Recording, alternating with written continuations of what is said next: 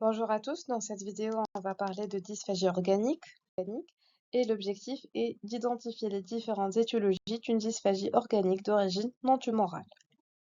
Pour rappel, devant une dysphagie, quel que soit son mécanisme, il faut toujours commencer par une endoscopie œsogastro-duodénale pour éliminer une lésion organique de l'œsophage.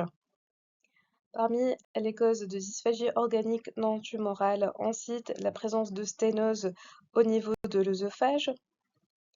Et on va commencer par la sténose peptique qui complique un reflux gastro-œsophagien avec généralement une œsophagite sévère ancienne non diagnostiquée. L'interrogatoire retrouve la notion de pyrosis ou de régurgitation, mais ces symptômes peuvent parfois manquer et le diagnostic est fait au stade de dysphagie. Celle-ci est généralement progressive avec un amaigrissement modéré. Elle peut toucher les solides et puis même les liquides à un stade plus évolué lorsque la sténose est très rétrécie.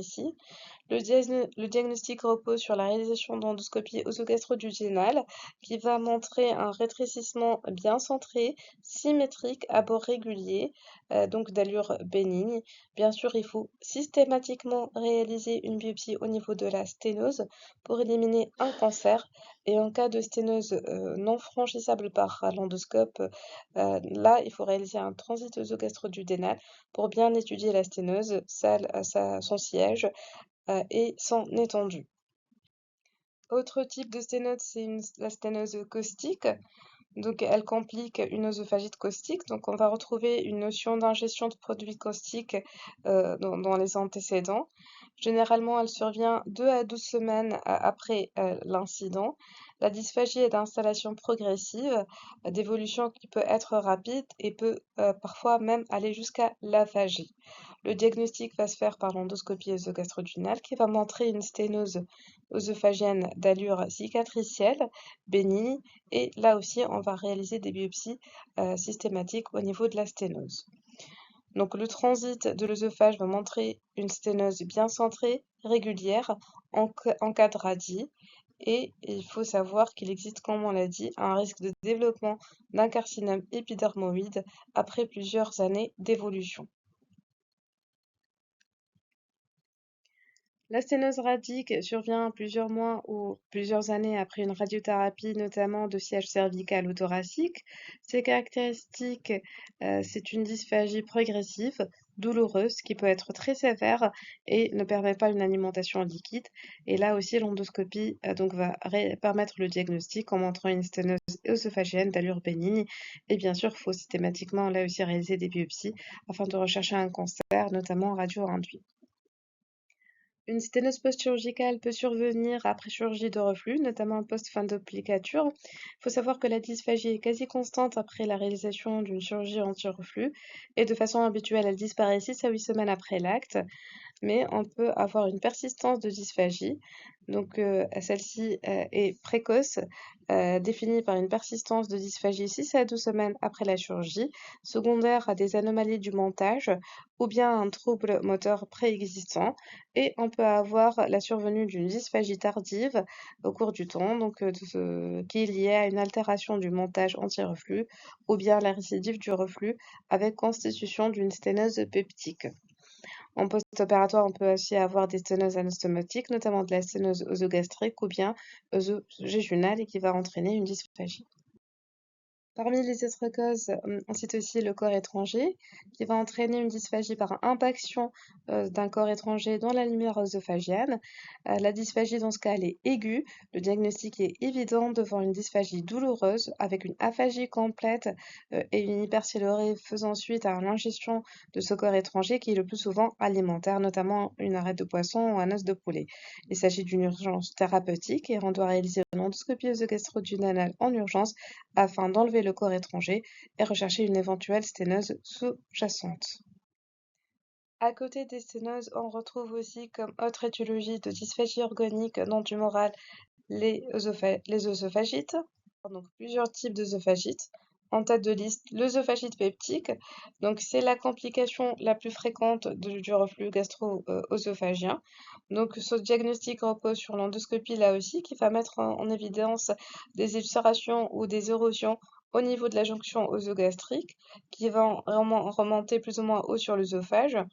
La classification qu'on adopte, c'est Los Angeles, qui permet donc de stadifier l'œsophagite en fonction de la sévérité, du stade A jusqu'au stade D. C'est une classification qui a un intérêt pronostique et thérapeutique.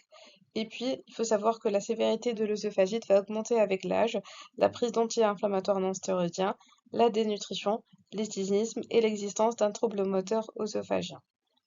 Donc, l'œsophagite peptique peut entraîner une dysphagie, même en absence de sténose.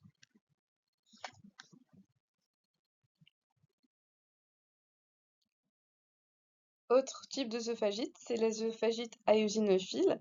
Là, c'est un contexte aussi très évocateur. Ça touche le plus souvent donc l'adulte jeune de sexe masculin. Il existe un mécanisme immunoallergique donc sous-jacent. Le tableau clinique est vraiment très évocateur, donc le contexte, comme on a dit, l'adulte jeune, un terrain allergique, avec donc des maladies associées, notamment l'asthme, la rhinite allergique, la conjonctivite, un examen. Et souvent, il existe dans les antécédents un épisode d'impaction alimentaire. Donc l'interrogatoire révèle le plus souvent l'existence d'une dysphagie ancienne, le plus souvent sans retentissement sur l'état général. Donc, l'état général est préservé, il n'existe pas d'altération de l'état général et on retrouve aussi des cas similaires chez les parents de premier degré.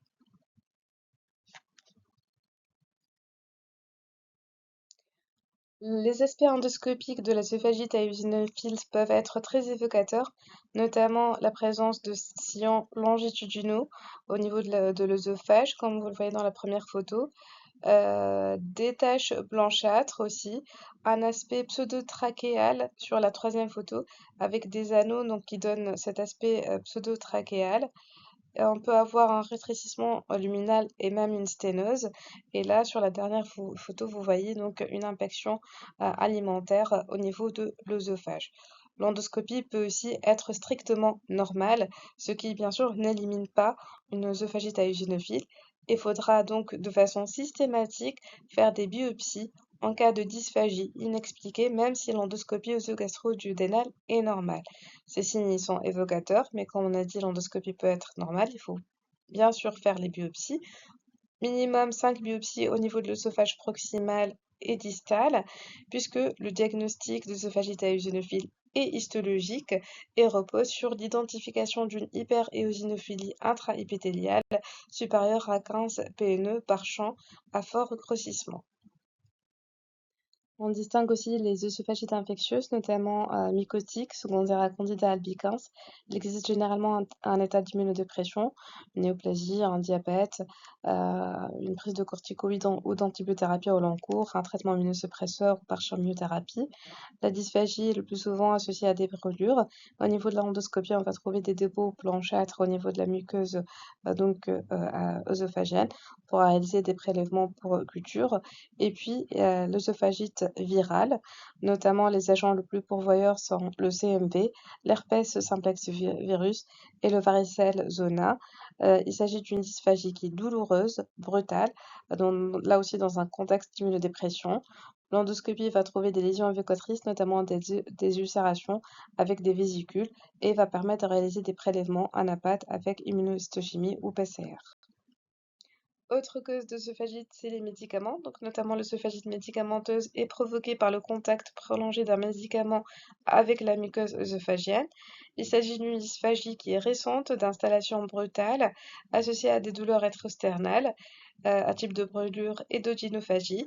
Et parmi les médicaments qui peuvent être donc toxiques pour la muqueuse œsophagienne, on cite la doxycycline, l'aspirine et les anti-inflammatoires non stéroïdiens, le potassium et les bisphosphonates. Pour finir avec les causes de dysphagie organique non tumorale, on termine par les compressions extrinsèques. Donc, c'est des situations plutôt rares. Et parmi les causes compressives extrinsèques non tumorales, on cite l'adénopathie tuberculeuse, un mal de Potte, des ostéophytes cervicaux, un goitre plongeant compressif, la fibrose intestinale, un anévrisme aortique ou toute anomalie artérielle, telle que par exemple la dysphagie lusoria, qui est une artère sous-clavière droite aberrante. Donc c'est une malformation de la grosse et qui va comprimer la partie postérieure de l'œsophage. Voilà, merci pour votre attention.